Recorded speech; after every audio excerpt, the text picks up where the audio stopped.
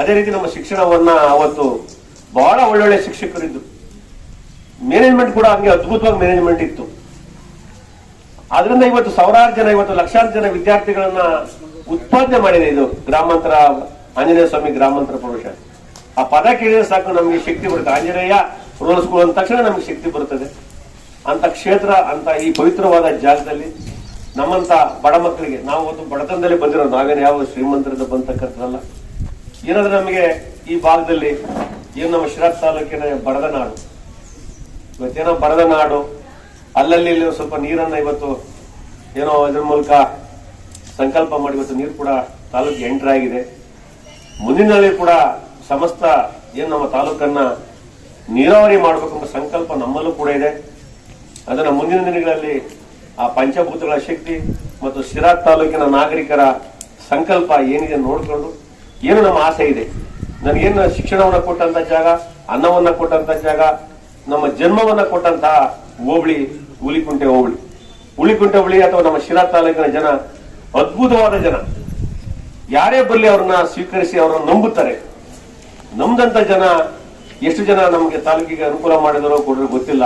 ಆದ್ರೆ ನಮ್ಮ ಜನ ಮಾತ್ರ ನಿರಂತರವಾಗಿ ನಮ್ಮ ಪ್ರವೃತ್ತಿಯನ್ನ ಹೊಂದ್ಕೊಂಡು ಬಂದರೆ ಗೌರವಿಸ್ತಕ್ಕಂಥದ್ದು, ಒಳ್ಳೆ ಆಧಾರವನ್ನ ಕೊಡ್ತಕ್ಕಂಥ ತಾಲೂಕು ಯಾವ್ದಾದ್ರು ಇದೆ ಅಂದ್ರೆ ನಮ್ಮ ಶಿರಾ ತಾಲೂಕು.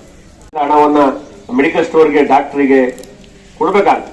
ಆ ಹಣವನ್ನ ನೀವು ಸೇವ್ ಮಾಡೋದ ಸುತ್ತಮುತ್ತಲಿನ ನಿಮ್ಮ ಮನೆಯ ವಾತಾವರಣವನ್ನ ಸ್ವಚ್ಛತೆಯಾಗಿ ಇಟ್ಕೊಂಡು ನಿಮ್ಮ ಆರೋಗ್ಯವನ್ನು ವೃದ್ಧಿಸಿಕೊಂಡು, ಆರೋಗ್ಯ ಚೆನ್ನಾಗಿದ್ದಾಗ ನಿಮ್ಮ ಮನಸ್ಸು ಉಲ್ಲಾಸ ಇರುತ್ತೆ ಮತ್ತು ಶಿಕ್ಷಣ ಕಡೆಗೆ ಹೆಚ್ಚು ಒತ್ತನ್ನ ನೀವು ಕೊಡ್ಬೇಕು. ಇವತ್ತೇನಾಗಿದೆ, ಅಂಕಗಳು ಕೂಡ ಇವತ್ತು ಮೊದಲು ನಾವೆಲ್ಲ ಗ್ರಾಮಾಂತರ ಪ್ರೌಢಶಾಲೆಗೆ ಸೆಕೆಂಡ್ ಬಂದೆ. ನಾನು ಹೈಸ್ಕೂಲಲ್ಲಿ ಫಸ್ಟ್ ಜಗದೀಶ್ ಬಂದಾಗ ಸೆಕೆಂಡ್ ಬಂದೆ. ಅವಾಗ ಕಮ್ಮಿ ಮಾರ್ಕ್ಸ್ ನಾವು ಪಾಟು ಸೆಕೆಂಡ್. ಈಗ ನೀವೆಲ್ಲ ನೋಡಿದ್ರೆ 92-93% ತೆಗಿತೀರಾ.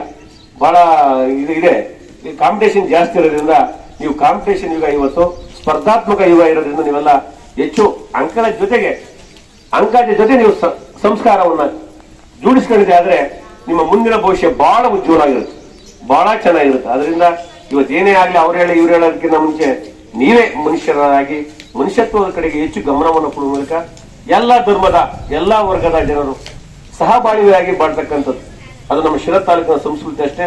ಇವತ್ತೆಲ್ಲ ನಾವು ಎಲ್ಲಾ ಜನ ವರ್ಗ ಜನ ಅಣ್ಣ ತಮ್ಮ ರೀತಿಯಲ್ಲಿ ಎಲ್ಲೂ ಕೂಡ ಭೇದ ಭಾವ ಮಾಡಬಾರ್ದು.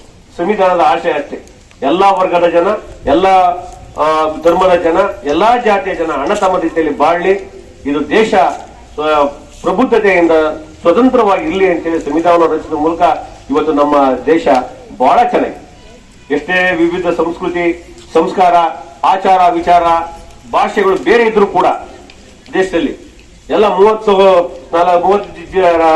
ರಾಜ್ಯಗಳು ಇದ್ರೂ ಕೂಡ, ಹಲವಾರು ಸಂಸ್ಕೃತಿ ಇದ್ರೂ ಕೂಡ, ನೂರಾರು ಸಾವಿರಾರು ಜಾತಿ ಇದ್ರೂ ಕೂಡ ಇವತ್ತು ನಾವೆಲ್ಲ ಒಂದೇ ಅಣ್ಣ ತಮ್ಮ ರೀತಿಯಲ್ಲಿ ಬಾಳ್ತೀವಿ ಅಂದ್ರೆ ಅದಕ್ಕೆ ಡಾಕ್ಟರ್ ಬಿ ಆರ್ ಅಂಬೇಡ್ಕರ್ ಅಂತ ರಚಿಸಿದಂತ ಸಂವಿಧಾನ ಅಂತ ನಾನಾದ್ರೂ ಹೇಳ್ತಾ, ಇವತ್ತು ನಾವೇನು ಇವತ್ತು ಈ ಸಂವಿಧಾನದ ಆಚರಣೆಯಲ್ಲಿ ಇವತ್ತು ಶಿಕ್ಷಣವನ್ನ ಪಡೆಯುವ ಇವತ್ತೇನು ನಮ್ಮ ರಾಮೇಗೌಡ ಕುಟುಂಬ ಆ ವಂಶಸ್ಥರಿಗೆ ಭಗವಂತ ಇನ್ನೂ ಹೆಚ್ಚು ಶಕ್ತಿಯನ್ನ ಕೊಡ್ಲಿ.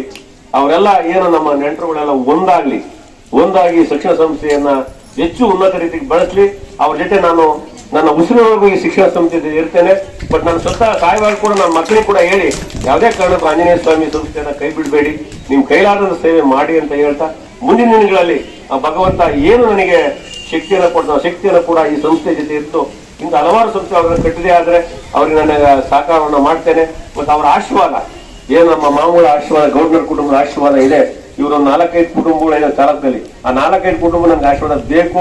ಅದನ್ನ ನಮ್ಮ ನರಸಿಂಹೇಗೌಡರು ನೇತೃತ್ವದಲ್ಲಿ ಅದನ್ನ ಆಶೀರ್ವಾದ ಮಾಡ್ಬೇಕು ಮುಂದಿನ ಅಂತ ಕೇಳ್ಕೊಂಡು ಎರಡು ಮಾತಾಡಕ್ಕೆ ಅವಕಾಶ ಕೊಟ್ಟಂತ ನಿಮ್ಗೆಲ್ಲ ಹೊಂದಿಸಿ ಮಾತನ್ನು ಮುಗಿಸ್ತೇನೆ. ಜೈ ಹಿಂದ್, ಜೈ ಕನ್ನಡ.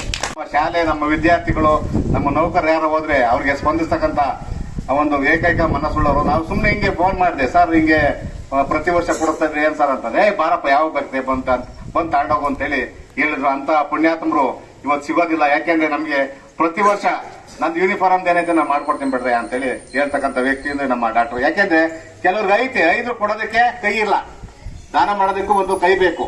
ಹಾಗಾಗಿ ಅಂತ ಮಹಾನ್ ವ್ಯಕ್ತಿಯನ್ನ ಸ್ಮರಿಸಿದಂತ ನಮ್ಮ ಓಂಕಾರ ಅವರಿಗೆ ಮತ್ತೆ ನಮ್ಮ ಲಕ್ಷ್ಮಣಗೌಡರು ಅಷ್ಟೇ